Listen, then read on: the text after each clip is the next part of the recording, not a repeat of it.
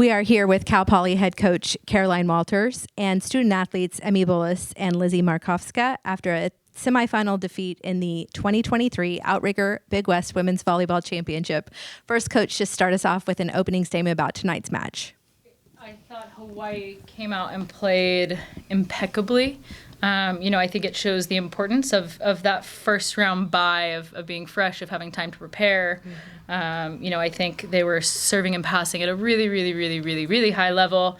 And defensively had a great game plan against us. Most impressively, I think, in their moments when they were serve, receive, passing really well, they were not setting their best player. And so, it's tough when you're scouting and, you're showing your girls that to beat them, we have to stop their All-American, and then they're skipping her and setting balls away. So, I thought we recovered well come set 3 and thought we were going to have a little bit more magic left at the end. But, it didn't bounce our way. But incredibly proud of my team, my program. We're going to be sad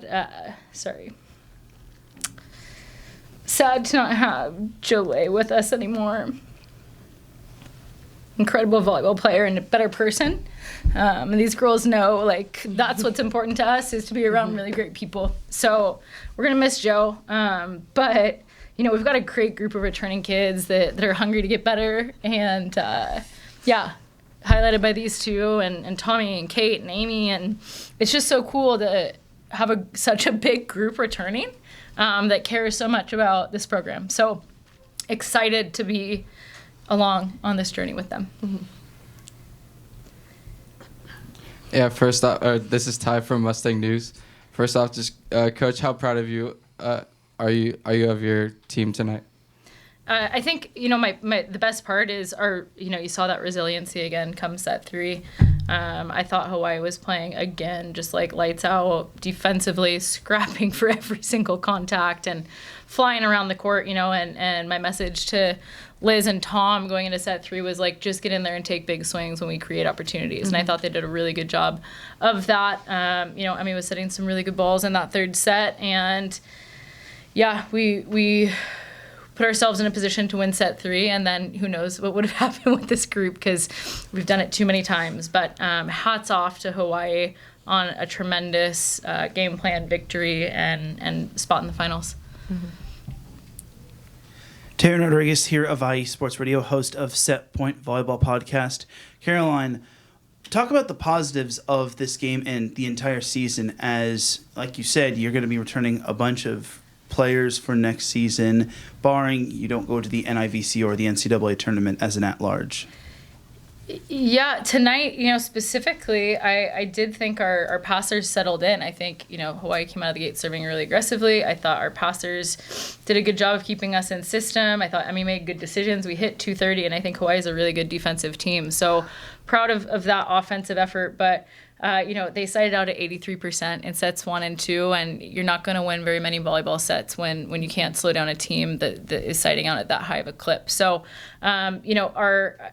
the thing, though, I think that I'm most excited about for the future is that these girls played in so many 5-set matches and came back from, so many reverse sweeps, and they have that to lean back on come next year, and they have that to think about in our off-season training, so it provides motivation. We're taking them to Europe this summer, so we get some additional training, and excited for this group, adding a few key recruits that hopefully, we're gonna hit the ground running come preseason of 2024. And I would love to be a team like Santa Barbara that, even with a loss, they're looking at for sure at-large bid. That's going to be our goal with how we're setting up our preseason, with how we're going to train these guys with the trip to Europe, and they know all about that and what our intent is with 2024.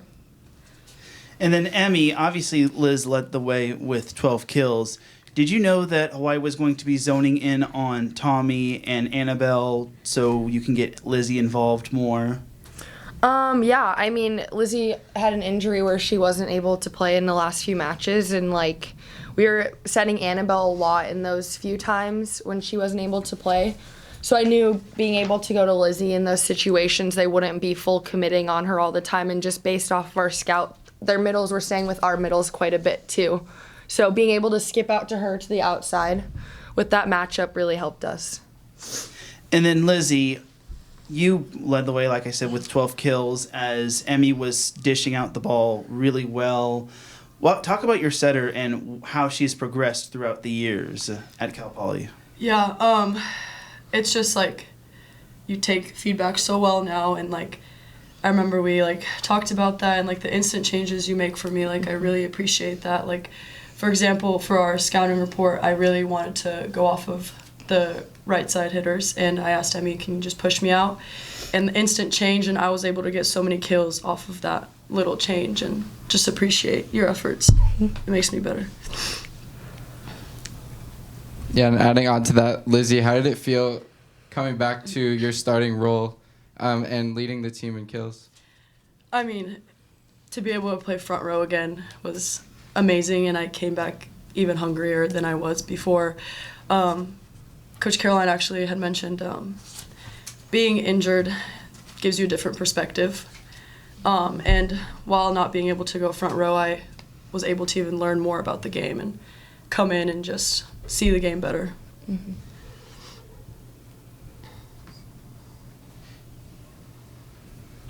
And then Coach Amy Hyatt, actually notable number, 7 digs, pretty incredible for a middle blocker, but it looked like she kind of jammed her wrist.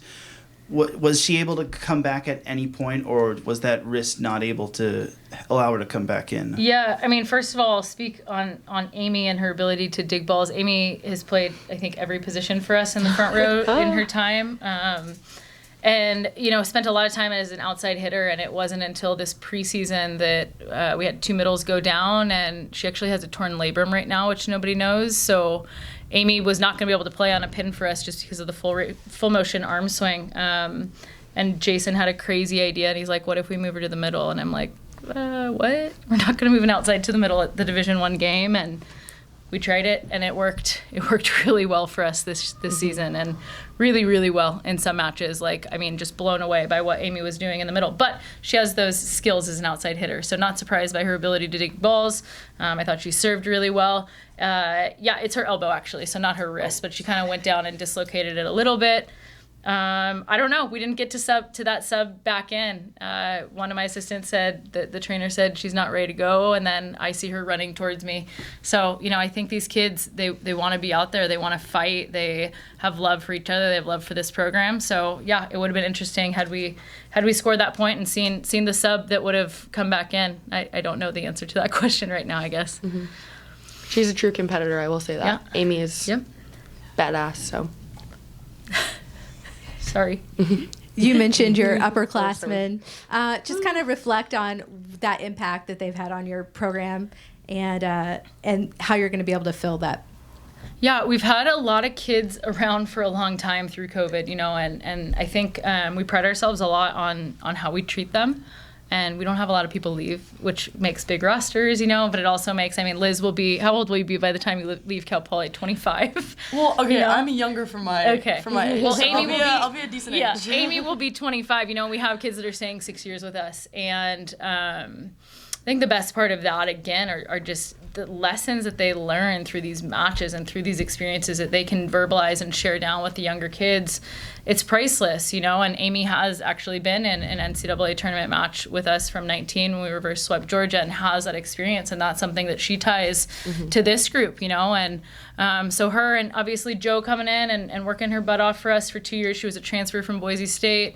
Did some good things for them there, and was really quiet when she came in, and it's been cool to see her just learn to love the sport again, I think, and find passion for it, and you know, be excited coming to practice and matches. And I told the girls this. I told Jo in my letter to her on senior night, she's the best teammate I've ever coached in my 15 years. She is unconditional in her approach to how she comes just to our group every day, and it could be the worst day of her life and none of us would know it. And I think that's rare for student athletes in this day and age. And you know, not that she doesn't have outlets and whatnot, but she's just really good about coming in and doing her job and doing it at a high level. So we will miss Jolie as a volleyball player, as a person, but mostly as a teammate.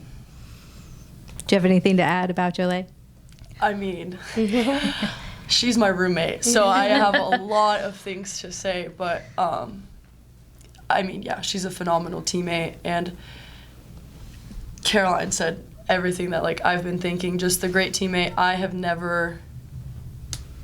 would never be able to tell Jolie is having a bad day. I don't even think Jolie's ever had a bad day because of how she's able to present herself to the team and the confidence that brings. And yeah, I appreciate everything she's done for us. Yeah. Well, congratulations on a successful season, and best of luck in the future, and have fun in Europe. Yeah. Yeah. Thank you. We will. Thank you all. Have a good night. Thank you.